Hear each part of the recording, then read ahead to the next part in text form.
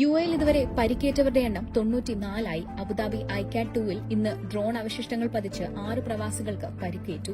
ഇറാന്റെ 6 ബാലിസ്റ്റിക് മിസൈലുകളും 125 ഡ്രോണുകളും വ്യോമ പ്രതിരോധ സംവിധാനം തകർത്തതായി യുഎഇ പ്രതിരോധ മന്ത്രാലയം അറിയിച്ചു. വ്യാഴാഴ്ച 7 ബാലിസ്റ്റിക് മിസൈലുകളാണ് രാജ്യത്തേക്കെത്തിയത്.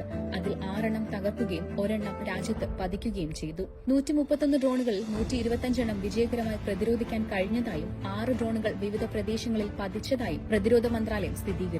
ഇറാന്റെ 1072 ഡ്രോണുകളാണ് യുഎയിൽ ഇതുവരെ ഡിറ്റക്ട് ചെയ്തത്. ഇതിൽ 1001 ഇന്റർസെപ്റ്റ് ചെയ്തു.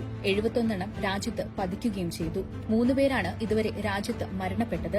സംഘർഷ സാഹചര്യത്തിൽ വ്യോമപാതകൾ അടഞ്ഞുകിടന്നെങ്കിലും ഇന്ത്യയിലേക്കുൾപ്പെടെ അടിയന്തര സർവീസുകൾ നടന്നു. സ്വകാര്യ സ്ഥാപനങ്ങളിൽ വർക്ക് ഫ്രം ഹോം സൌകര്യം അവസാനിച്ചതിനാൽ ജീവനക്കാരെല്ലാം ജോലിക്കെത്തി. മെട്രോ ഉൾപ്പെടെ പൊതുഗതാഗത സംവിധാനങ്ങൾ സാധാരണ നിലയിൽ പ്രവർത്തനം തുടരുകയാണ്.